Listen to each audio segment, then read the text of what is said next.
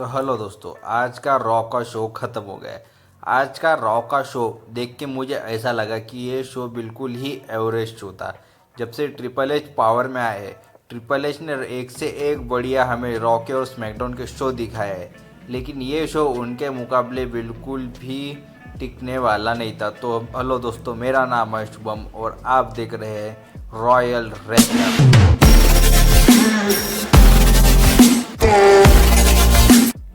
तो रॉ की शुरुआत में ही हमें जजमेंट डे देखने को मिलती है।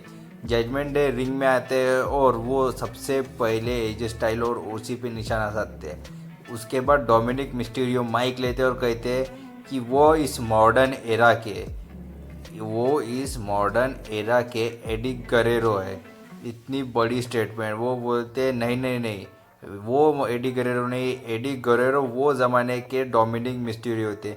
फिर एजे स्टाइल्स बाहर आते हैं, वो कहते तुम एडी गोरेरो नहीं, तुम ये ज़माने के मॉडर्न जेम्स एल्सवर्थ हो, और इनके बीच बहस होती है। फिर हमें मैच देखने को मिलता है Finn Balor versus Karl Anderson के बीच। ये मैच रेसलिंग वाइज एकदम ज़बरदस्त था। दोनों के दोनों ही सुपरस्टार की केमिस्ट्री ये मैच में काफ़ी बढ़िया देखने को मिलती है। एक तरफ से इनके ओसी के मेंबर्स थे और एक तरफ से जजमेंट डे के मेंबर्स। तो मैच में इंटरफेरेंस होना तो ज़रूरी था ही ना।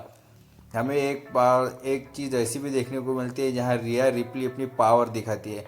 वो लूक गैलोस को पावर स्लैम लगाती है। बताओ, इतना बड़ा 163 किलो का आदमी को पावर स्लैम लगाती है। उसके बाद रिंग में आके कार्ल एंडरसन पे लो ब्लो लगाती है। उसके बाद फिन बैलर इजीली जीत हासिल कर लेते हैं। उसके बाद हमें मिज का सेगमेंट देखने को मिलता है। मिज रिंग में आके कहते हैं कि उन्होंने चांपा को उनका शागिर्द चुना, इसके वजह से डेक्स्टर लूमिस गुस्सा है और उसके वजह से वो मिज के ऊपर अटैक करते हैं, क्योंकि उन्हें यानी डेक्स्टर लूमिस को मिज का दिमाग चाहिए और वैसा दिमाग किसी और WWE सुपरस्टार के पास नहीं है, ऐसा वो कहते हैं। उसके बाद जॉनी गार्गानो बाहर आते हैं, बोलते नहीं नहीं भाई मिज ये गलत है, डेक्स्टर लूमिस को मैं बहुत अच्छे से जानता हूँ और वो ऐसा सब करने वाला नहीं है। हमें अचानक आर ट्रूथ की एंट्री देखने को मिलती है। वो एकदम बढ़िया रैप करते हुए बाहर आते हैं। वो कहते तुम्ही तो मुझे बुलाया मिज। वो कहते मैंने कब बुलाया, तुमने तो कहा कि तुम ये लोगों को सबको ट्रूथ बताने वाले हो और मैं ही तो ट्रूथ हूँ। इसके ऊपर जॉनी गार्गानो भी सहमत होते हैं, हाँ बोलते यही ट्रूथ है, यही ट्रूथ है। फिर हमें मैच देखने को मिलता है। जॉनी गार्गानो ये मैच को सेटअप करने में मदद करते हैं। मिज वर्सेस आर ट्रूथ का मैच। ये मैच में हमें ज़्यादातर देर मिज का ही पलड़ा भारी देखने को मिला, पर कभी कभी जैसे जब आर ट्रूथ ने उनकी सीजर किक्स लगाई, जॉन सीना के मूव्स देख करने की कोशिश की, तब उनका पलड़ा भारी था और जॉनी गार्गानो ने डेक्स्टर लूमिस की तरह कपड़े पहन के आए थे। इसकी वजह से मिज का ध्यान भटक गया और वो रोल अप करके मिज को पिन करके जीत जाते। फिर हमें बैकस्टेज देखने को मिलता है, कैंडिस लेरे का इंटरव्यू होता है। वो इंटरव्यू को इंटरप्ट करने आती है बेली और डैमेज कंट्रोल की टीम। तो बेली बोलती है कि बता बहन क्या प्रॉब्लम है, ऐसा वैसा। वो बोलती जा जा बहन, मुझे तुझसे बात नहीं करनी। और बेली अचानक कैमरामैन को धक्का देती है। फिर हमें अच्छी आवाज़ें सुनने को मिलती है कि जैसे बेली कैंडिस लेरे पे अटैक करती है। फिर शो की तरफ बढ़ते हैं। फिर हमें देखने को मिलता है मैच किसका, Austin theory versus Mustafa Ali का मैच। और हमें ये देखने को मिलता है कि वी वॉन्ट सेथ के नारे लगते हैं ऑडियंस की तरफ से, ऐसी चेयरिंग होती है और सेथ रॉलिन्स बाहर आ जाते हैं। ये मैच ज़बरदस्त था। रेसलिंग वाइज तो बहुत ही ज़बरदस्त हाई फ्लाइंग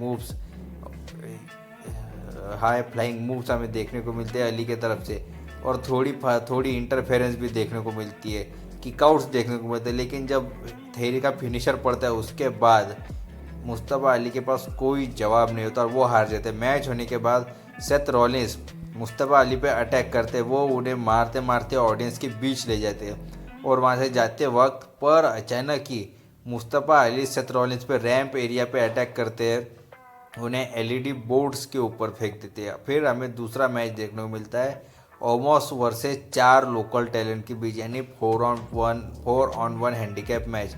MVP ये मैच में कहते हैं ओमोस तुम सबकी चटनी बना देगा, ओमोस के लेवल का कोई नहीं। और हमें ये मैच में वैसा ही देखने को मिलता है। ओमोस सबको चारों के चारों सुपरस्टार को इतनी इजीली हराते हैं कि क्या बताऊँ।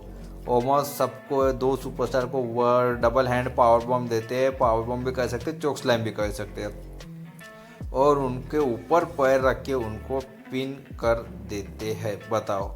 फिर हमें मैच देखने को मिलता है एलायस वर्सेस चैड गेबल का मैच।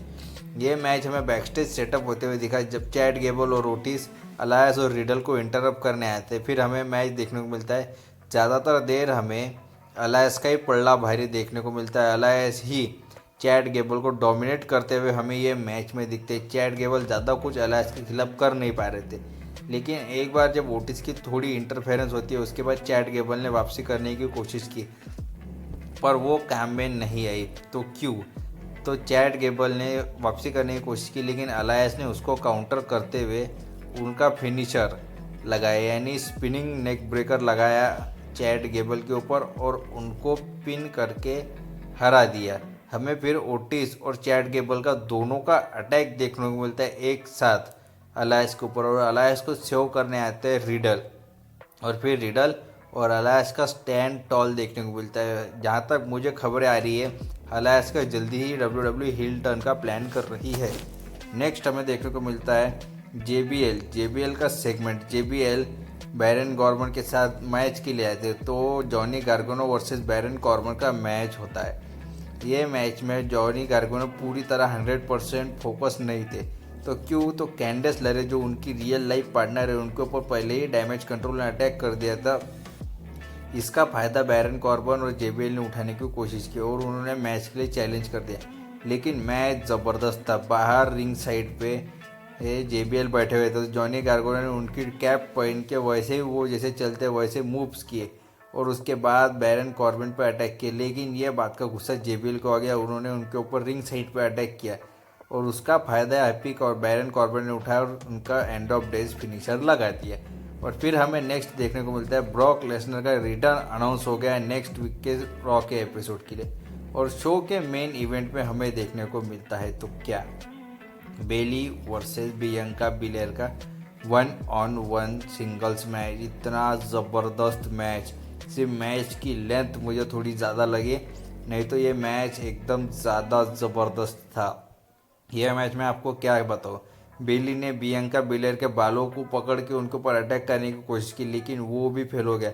बेली ने बियंका बिलेर का राइट आर्म टारगेट किया और वो उसमें कामयाब रही थी, क्योंकि वो उनकी पावर का सोर्स है, लेकिन वो उसमें ज़्यादा भी कामयाब नहीं रही थी, क्योंकि बियंका बिलेर ने तब भी उनके powerful moves, high flying moves का इस्तेमाल किया और इस मैच में बेली को चौंकाने का काम किया।